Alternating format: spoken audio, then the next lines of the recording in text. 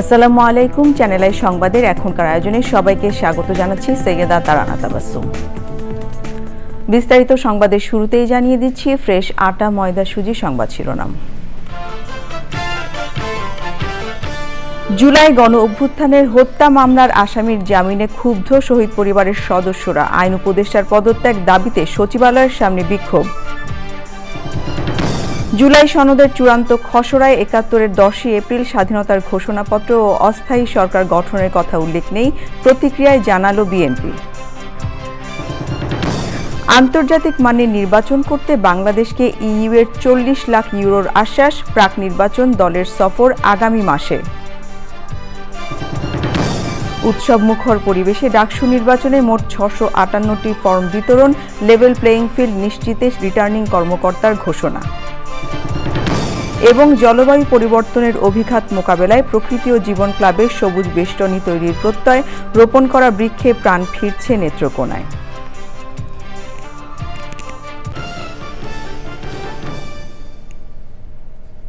এছাড়াও নিটোল টাটা বিশেষ সংবাদে যা থাকছে: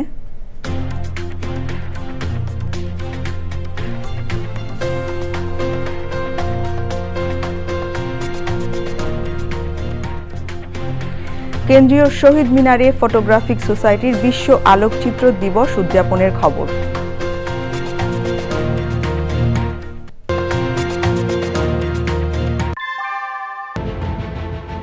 Primacy inbuilt.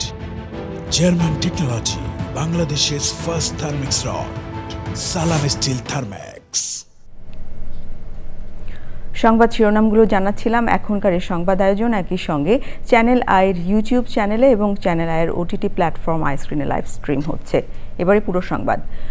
জুলাই আন্দোলনের হত্যা মামলার আসামি একজন পুলিশ সদস্যের জামিনে ক্ষুব্ধ শহীদ পরিবারের সদস্যরা আইন উপদেষ্টার পদত্যাগ চেয়েছেন। দুপুরে জুলাই আন্দোলনের শহীদ পরিবারের সদস্য ও আহত ব্যক্তিরা সচিবালয়ের সামনের সড়ক আটকে বিক্ষোভ করেন। তবে এ জামিন প্রক্রিয়ার সঙ্গে আইন মন্ত্রণালয়ের কোনো সম্পর্ক নেই বলে দাবি করেছেন আইন উপদেষ্টা। লুৎফর রহমান সোহাগের রিপোর্ট।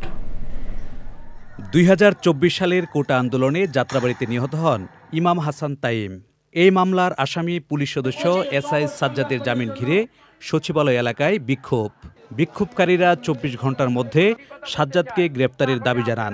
তাদের দাবি, টাকার বিনিময়ে হত্যা মামলার আসামিরা জামিন পাচ্ছেন। সে কিভাবে জামিন পেল?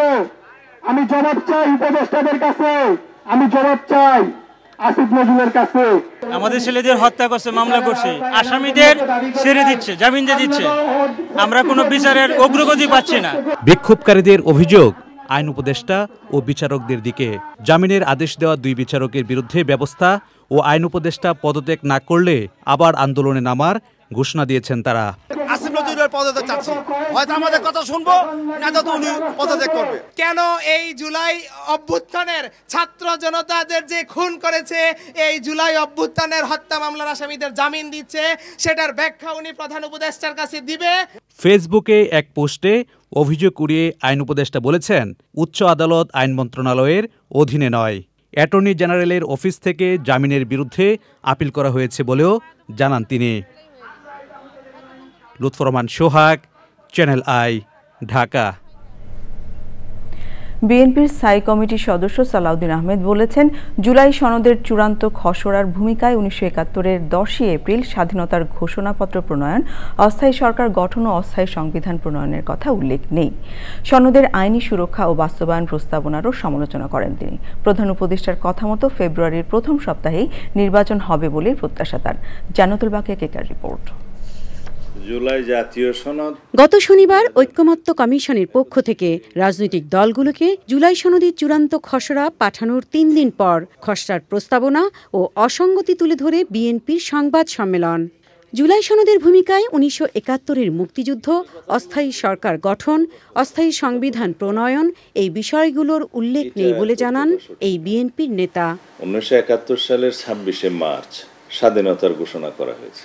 শহীদ রাষ্ট্রপতি জিয়াউর রহমান স্বাধীনতার ঘোষণা দিয়েছেন। পরবর্তীতে on behalf of Sheikh Mujibur Rahman স্বাধীনতার ঘোষণা পুনরুচ্চারণ করা হয়েছে। তিনি বলেন, জুলাই সনদ নিয়ে প্রশ্ন না করার যে প্রস্তাবনা, তাতে নাগরিক অধিকার লঙ্ঘন হয়। কোনো আদালতে প্রশ্ন তোলা যাবে না এই এখতিয়ার কি আমাদের সংবিধান কাউকে দিয়েছে? আমরা এমন কিছু করতে পারি না যেটা ভবিষ্যতের জন্য একটা সাংবিধানিক ব্যাড প্রেসিডেন্ট ক্রিয়েট হয়ে যাবে, জাতির জন্য একটা খারাপ নজির সৃষ্টি হয়ে যাবে। জুলাই সনদ বাস্তবায়নে কমিশনের প্রস্তাবনার সমালোচনা করে তিনি নোট অব ডিসেন্ট ও দ্বিমত থাকা বিষয়গুলো নিয়ে আলোচনা করে আগামী সংসদে বাস্তবায়ন করার পক্ষে মত দেন। সংবিধান সংশোধনের বিষয়গুলো ব্যতি রেখে অন্যান্য যে সমস্ত বিষয়ে ঐকমত্য প্রতিষ্ঠা হয়েছে, কিছু কিছু বিষয় নোট অফ ডিসেন্ট সহ বিভিন্ন দলের, সেই বিষয়গুলো অর্ডিন্যান্স আকারে অর্ডিন্যান্স জারি করে বাস্তবায়ন করা সম্ভব এবং সেটা এখন অব্যাহত আছে। জাতীয় ঐক্যমত্য কমিশন চূড়ান্ত খসড়ায় যেসব সুপারিশ করেছে সেগুলো টার্মস অফ রেফারেন্সের মধ্যে করেছে কিনা সেই প্রশ্ন রাখেন বিএনপির এই নেতা। জান্নাতুল বাকিয়া কেকা, চ্যানেল আই, ঢাকা। আইন উপদেষ্টা ডক্টর আসিফ নজরুল বলেছেন, দুদক আইন এবং নির্বাচন ব্যবস্থার সংস্কার নিয়ে সংস্কার কমিশনগুলোর সুপারিশ 2 মাসের মধ্যে আইনে পরিণত করা হবে। এসব আইন সংস্কারের জন্য আইন মন্ত্রণালয়ে একজন আইনজীবী নিয়োগ দেওয়া হয়েছে। সচিবালয়ে সাংবাদিকদের তিনি বলেন, প্রধান উপদেষ্টা নির্বাচন নিয়ে যে প্রতিশ্রুতি দিয়েছেন তা থেকে পিছিয়ে আসার চিন্তা সরকারের নেই। প্রধান উপদেষ্টার ঘোষিত সময় অনুযায়ী নির্বাচন অনুষ্ঠানের জন্য প্রক্রিয়া চলছে। তিনি আরও বলেন, রাজনৈতিক দলগুলোর গুণগত মান পরিবর্তন হয়নি, তাই নির্বাচন নিয়ে তারা নানা কথা বলছেন যা রাজনৈতিক প্রক্রিয়ারই অংশ।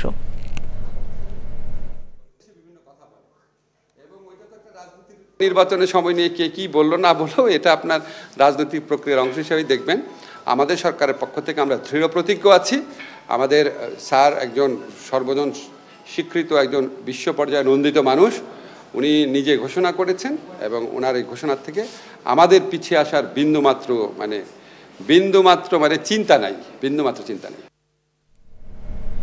ত্রয়োদশ জাতীয় সংসদ নির্বাচন আন্তর্জাতিক মানের করতে নির্বাচন কমিশনকে 40 লাখ ইউরো সহায়তা দেবে ইউরোপীয় ইউনিয়ন।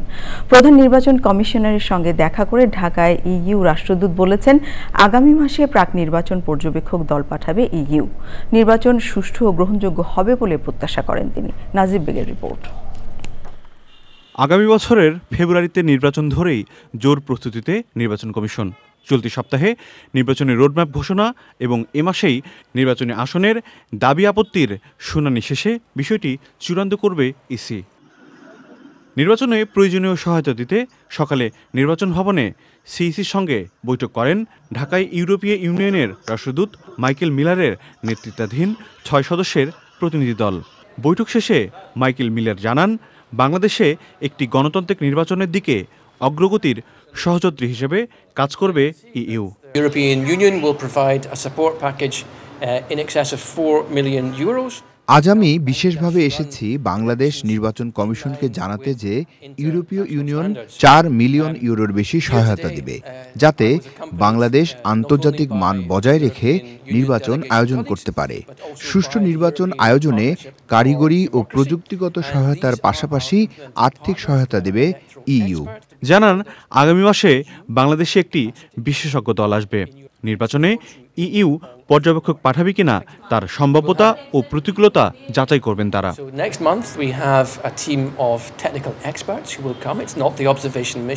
আগামী মাসে প্রযুক্তি বিশেষজ্ঞদের একটি দল বাংলাদেশে আসবে।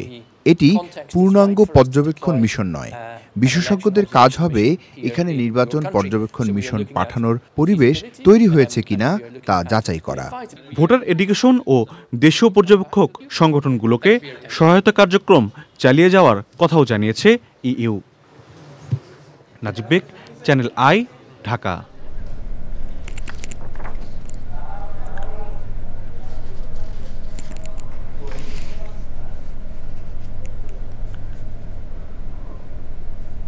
উপজেলা পর্যায়ে স্টেডিয়াম নির্মাণ খরচ 53 লাখ টাকা থেকে বেড়ে অন্তর্বর্তী সরকারের আমলে 14 কোটি টাকা হওয়ার কারণ ব্যাখ্যা করেছে যুব ও ক্রীড়া মন্ত্রণালয়। জমি অধিগ্রহণ, অবকাঠামোর পরিসর বৃদ্ধি, সীমানা প্রাচীর নির্মাণ, ড্রেনেজ সিস্টেম সংযোজন, গ্যালারি নির্মাণ, সোলার প্যানেল নির্মাণ এবং রেড শিডিউল পরিবর্তনের জন্য এই খরচ বেড়েছে বলে জানানো হয়েছে। বিস্তারিত জানাচ্ছেন রফিকুল বাশার। প্রকল্পের নাম ছিল উপজেলা পর্যায়ে শেখ রাসেল মিনি স্টেডিয়াম। নাম পরিবর্তন করে উপজেলা পর্যায়ে মিনি স্টেডিয়াম প্রকল্প করে অন্তর্বর্তী সরকার। এই প্রকল্পের আওতায় 201টি নতুন স্টেডিয়াম নির্মাণ করা হবে। প্রতিটি স্টেডিয়ামের নির্মাণ ব্যয় আগে ধরা হয়েছিল ৫৩ লাখ টাকা। বর্তমান সরকার তা ২৬ গুণ বাড়িয়ে করে ১৪ কোটি টাকা। সম্প্রতি একনেকে এই ব্যয় অনুমোদন হয়েছে। খরচ এত বাড়ল কেন তার ব্যাখ্যা দিয়েছে যুব ও ক্রীড়া মন্ত্রণালয়। ইমপ্রুভ করার জন্য সকলের কাছ থেকে আসলো যে এখানে গ্যালারি থাকতে হবে, বাউন্ডারি থাকতে হবে, ড্রেনেজ সিস্টেম থাকতে হবে, সেখানে গ্রিন মাঠ থাকতে হবে এবং এর সাথে প্যাভিলিয়ন যদি না থাকে তাহলে রক্ষণাবেক্ষণ সব কিছুতে সমস্যা হবে। এই সব কিছু মিলিয়েই এটাকে আমরা আবার নতুন করে রিভাইজ করেছি। নতুন এইসব স্টেডিয়ামে থাকবে নারী ও শিশুদের জন্য আলাদা গ্যালারি। মেয়েরা এবং শিশুরা অন্য মানুষের সাথে মানে একটু নিরাপদ দূরত্বে থাকতে পারে। মহিলা এবং শিশুদেরও কিন্তু এখন পার্টিসিপেশন সব ক্ষেত্রে বেড়েছে। এই প্রেক্ষাপটে শুধুমাত্র ১,০০০ একটা মাঠে যদি আমরা ৩ একর জায়গার মধ্যে শুধু ১,০০০ জনের একটা গ্যালারি করেছি আর তাদের একটা সেফ জোন হিসাবে সেটাকে ট্রিট করার জন্য। জাতীয়, জেলা ও উপজেলা পর্যায়ে স্টেডিয়াম ব্যবহারের নতুন নীতিমালা করা হচ্ছে বলে জানান যুব ও ক্রীড়া সচিব। স্টেডিয়াম কোন পদ্ধতিতে পরিচালিত হবে, ভাড়া থাকবে নাকি থাকবে না, সে বিষয়ে এই নীতিমালায় নির্দেশনা দেওয়া হবে। জি, ধন্যবাদ। Rafiqul Bashar, Channel i, Dhaka. ডাকসু নির্বাচনে ফর্ম বিতরণের শেষ দিনে ৯৩টি সহ এ পর্যন্ত মোট ফর্ম বিতরণ হয়েছে ৬৫৮টি, জমা হয়েছে ১০৬টি। সব মিলিয়ে নির্বাচনের লেভেল প্লেইং ফিল্ড থাকবে বলে জানালেন প্রধান রিটার্নিং কর্মকর্তা। মিথিলা নাজনীর রিপোর্ট। ঢাকা বিশ্ববিদ্যালয় কেন্দ্রীয় ছাত্র সংসদ নির্বাচনকে ঘিরে উৎসব মুখর পরিবেশ। নির্ধারিত সময়ের সাথে একদিন যোগ করে আজ ছিল ফর্ম বিতরণের শেষ দিন। এদিন খুব বেশি ফর্ম বিতরণ না হলেও ছাত্রদলের প্রার্থীদের অনেকে শেষ সময়ে তা সংগ্রহ করেন। আমাদেরকে নির্দেশনা দিয়েছে যারা হলে অ্যাভেলেবেল আছে আমাদের হল থেকে মনোনয়ন ফর্ম উত্তোলন করে রাখার জন্য। একইভাবে যারা আমরা মনে করতেছি ভার্সিটিতে মানে কেন্দ্রীয় ডাকসুতে নির্বাচন করার জন্য এলিজিবল আছি তাদেরকেও উত্তোলন করে রাখতে বলছে। যদি আমাদের প্যানেলকে ঘোষণা করে সেক্ষেত্রে যারা যারা সমর্থিত হবে তারা মনোনয়নপত্র জমা দিবে এবং বাকিরা আমরা সাংগঠনিক সিদ্ধান্তকে মেনে নিয়ে সবাই একসাথে ভালো কিছু করার জন্য এবং ছাত্রদল এবং ঢাকা বিশ্ববিদ্যালয়ের জন্য ভালো কিছু করার জন্য আমরা একসাথে এগিয়ে যাব। ছাত্র শিবির সহ অনেকে সময়সীমা একদিন বাড়ানোকে পক্ষপাতিত্ব বললে তার ব্যাখ্যা দেন প্রধান রিটার্নিং কর্মকর্তা। আজকে জমা পড়েছে ১০৬টি আর আজকে বর্ধিত যে সময় ছিল টাইম আজকে নিয়েছে ৯৩টি।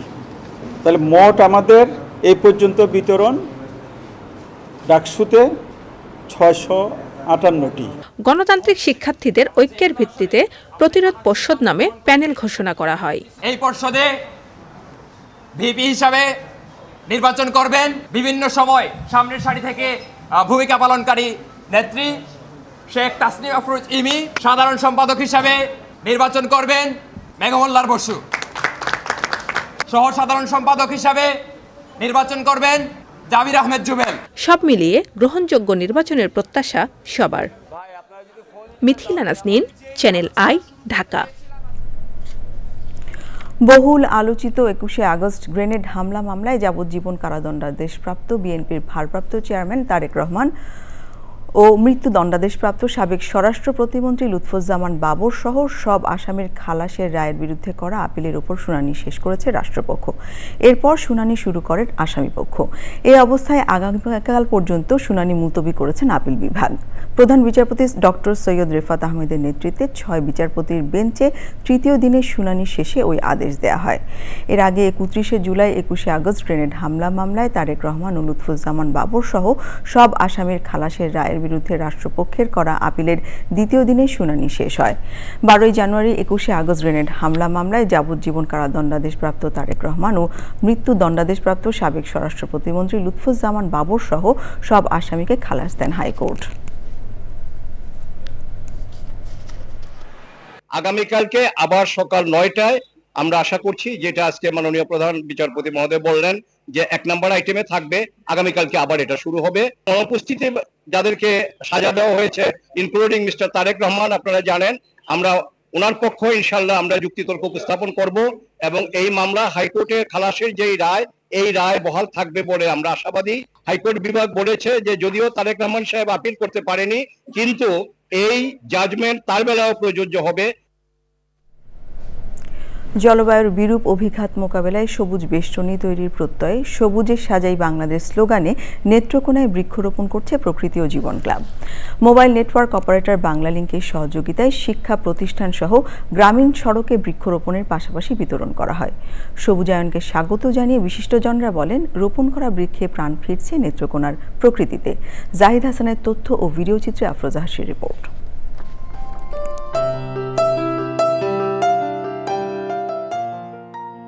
অথই জলরাশির হাওর, বিস্তীর্ণ সমতল ভূমি আর পাহাড়ি অঞ্চলের বৈচিত্র্যময় প্রকৃতি ও জীবনাচারের জেলা নেত্রকোনা।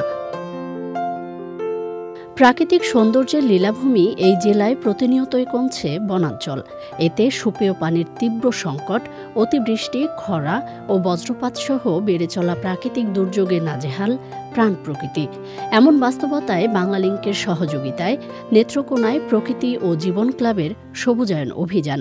সবুজে সাজাই বাংলাদেশ এই প্রতিপাদ্যে নেত্রকোনায় বৃক্ষরোপণ কর্মসূচি পালন করেছে প্রকৃতি ও জীবন ক্লাব। নেত্রকোনা কিন্তু একটা বিশেষ জায়গা, হাওর, পাহাড় এবং সমতল সব কিছু মিলিয়ে কিন্তু একটা প্রাকৃতিক সৌন্দর্যের আধার। নেত্রকোনায় কিন্তু যত বেশি আমরা গাছ লাগাবো, এই যে বন্যায় যে মাটি ক্ষয়ে যায় সেটাকে ধরে রাখতে পারবে গাছ। তো সুতরাং একটি গাছ শুধু যে আমাদের অক্সিজেন দিচ্ছে কিংবা শুধু যে ছায়া দিচ্ছে তাই নয়, কিন্তু প্রাণীদেরও একটা বাসস্থানের জায়গা। আসুন এই বর্ষায় আমরা সবাই মিলে বৃক্ষরোপণ কর্মসূচিকে এগিয়ে নিয়ে যাই এবং বৃক্ষরোপণ করে সারা বাংলাদেশটাকে সবুজে ছেয়ে ফেলি। পরিবেশ সুরক্ষায় সচেতনতার বার্তায় Don Bosco school and college ক্যাম্পাসে বর্ণিল শোভাযাত্রায় জানানো হয় সব মহলকে সম্পৃক্ত হওয়ার আহ্বান। এভাবে যদি সবুজে সবুজে ভরে যায় পৃথিবী, তাহলে নিশ্চয়ই বাংলাদেশ একদিন সমৃদ্ধির পথে হাঁটবে। গাছ বেশি লাগাতে হবে। যে কোনো জায়গায়, ফাঁকা জায়গায় যদি গাছ লাগাতে পারি, এটা আমাদের সবার জন্য ভালো।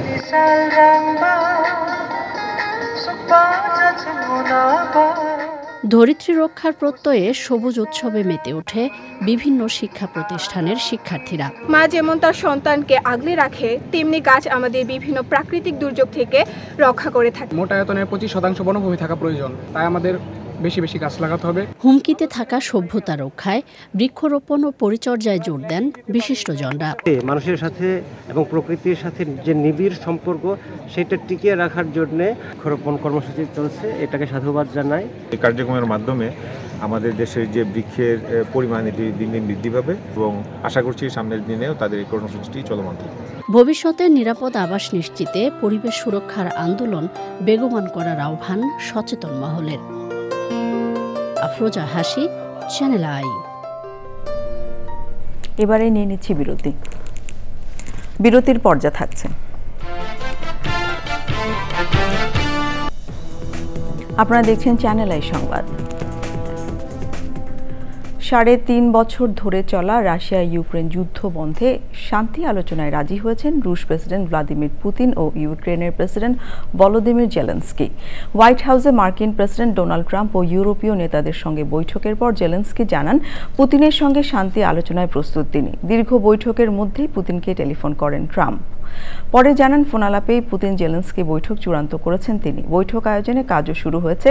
যুক্তরাষ্ট্রের সমন্বয়ে ইউরোপীয় দেশগুলো ইউক্রেনের নিরাপত্তা নিশ্চিত করবে বলেও আশ্বস্ত করেন ট্রাম্প।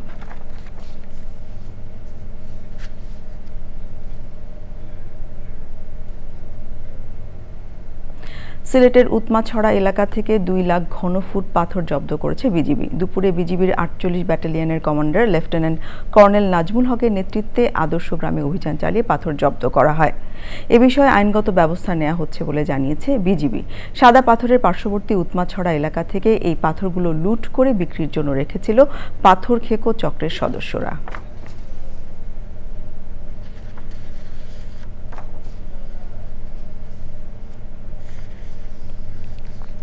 এবারে নিটোল টাটা বিশেষ সংবাদ।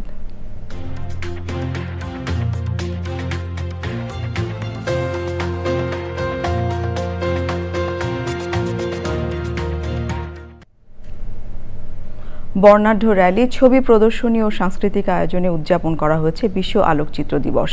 সারা দেশের 60টিরও বেশি ফটোগ্রাফি সংগঠনকে সাথে নিয়ে কেন্দ্রীয় শহীদ মিনারে দিবসটি উদযাপন করেছে বাংলাদেশ ফটোগ্রাফিক সোসাইটি। এতে অংশ নেন দেশের কয়েকশো ফটোগ্রাফার। অনুষ্ঠানে প্রয়াত 12 জন বরেণ্য আলোকচিত্র শিল্পীর ছবি প্রদর্শন করা হয়। বাংলাদেশকে আলোকচিত্র জগতের তীর্থস্থান উল্লেখ করে আলোকচিত্রী ডক্টর শহীদুল আলম বলেন, ছবির মাধ্যমে জুলাই গণ অভ্যুত্থান আরও গতি পায়। বাংলাদেশ শিল্পকলা একাডেমিতে ফটোগ্রাফির শাখা খোলার দাবি জানান তারা।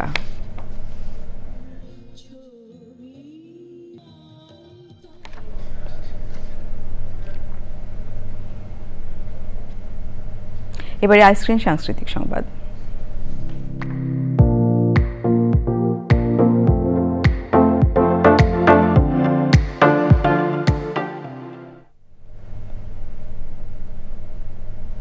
শিল্প সাহিত্য নিয়ে বিশেষ পাক্ষিক সময়ে পূর্বাপরের 7ম বর্ষপূর্তি উপলক্ষে লেখক পাঠকদের বিশেষ মিলনমেলা অনুষ্ঠিত হয়েছে।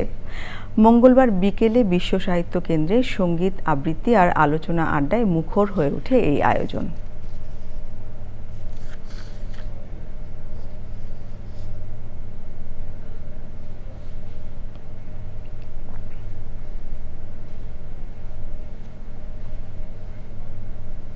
এবারে পূবালী ব্যাংক বাণিজ্য সংবাদ।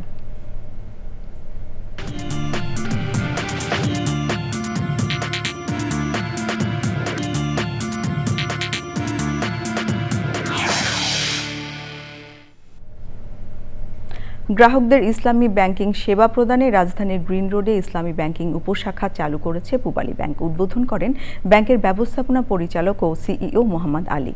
সে সময় ছিলেন ব্যাংকের উপব্যবস্থাপনা পরিচালক মোহাম্মদ শাহনেওয়াজ খান, কোম্পানির সেক্রেটারি ও মহাব্যবস্থাপক Mohammad Anisur Rahman, Islamic banking wing প্রধান ও মহাব্যবস্থাপক দেওয়ান জামিল মাসুদ, পল্টন ইসলামী ব্যাংকিং কর্পোরেট শাখা ব্যবস্থাপক মোহাম্মদ জাহিদ হোসেন সহ অন্যরা।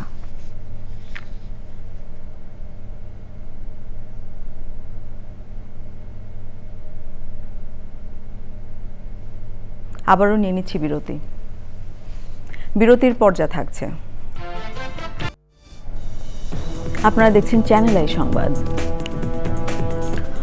গণতন্ত্রের স্বার্থে নির্ধারিত সময়ে নির্বাচন দিতে হবে বলে মন্তব্য করেছেন বিএনপির কেন্দ্রীয় নির্বাহী কমিটির সদস্য অ্যাডভোকেট রুহুল কুদ্দুস তালুকদার দুলু। বলেন, নির্বাচনকে ঘিরে আন্তর্জাতিক ও জাতীয়ভাবে ষড়যন্ত্র শুরু হয়েছে। ফ্যাসিস্টদের বিচার করে সংস্কার ও নির্বাচন দিতে হবে। মঙ্গলবার জাতীয় স্বেচ্ছাসেবক দলের 45তম প্রতিষ্ঠা বার্ষিকী উপলক্ষে সমাবেশে তিনি এসব কথা বলেন। সে সময় নাটোর জেলা বিএনপির আহ্বায়ক রহিম নেওয়াজ, যুগ্ম আহ্বায়ক আব্দুল আজিজ, মোস্তাফিজুর রহমান শাহিন, সাইফুল আলম ইসলাম আফতাব, দাউদার মাহমুদ, জেলা যুব দলের সভাপতি এহাই তালুকদার উপস্থিত ছিলেন।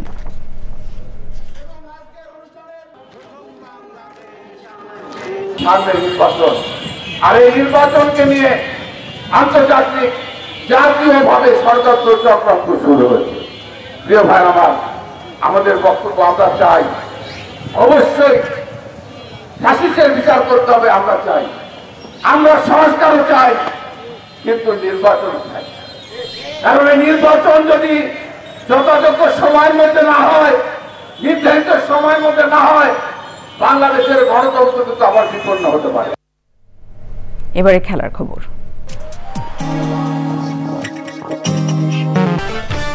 জুলাই গণ অভ্যুত্থানের হত্যা মামলার আসামির জামিনে ক্ষুব্ধ শহীদ পরিবারের সদস্যরা। আইন উপদেষ্টার পদত্যাগ দাবিতে সচিবালয়ের সামনে বিক্ষোভ। জুলাই সনদের চূড়ান্ত খসড়ায় ৭১-এর 10ই এপ্রিল স্বাধীনতার ঘোষণাপত্র ও অস্থায়ী সরকার গঠনের কথা উল্লেখ নেই, প্রতিক্রিয়ায় জানালো বিএনপি।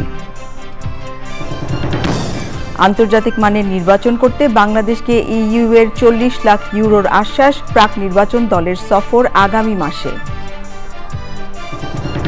উৎসবমুখর পরিবেশে ডাকসু নির্বাচনে মোট 658টি ফর্ম বিতরণ, লেভেল প্লেয়িং ফিল্ড নিশ্চিতে রিটার্নিং কর্মকর্তার ঘোষণা। এবং জলবায়ু পরিবর্তনের অভিঘাত মোকাবেলায় প্রকৃতি ও জীবন ক্লাবের সবুজ বেষ্টনী তৈরির প্রত্যয়, রোপণ করা বৃক্ষে প্রাণ ফিরছে নেত্রকোনায়।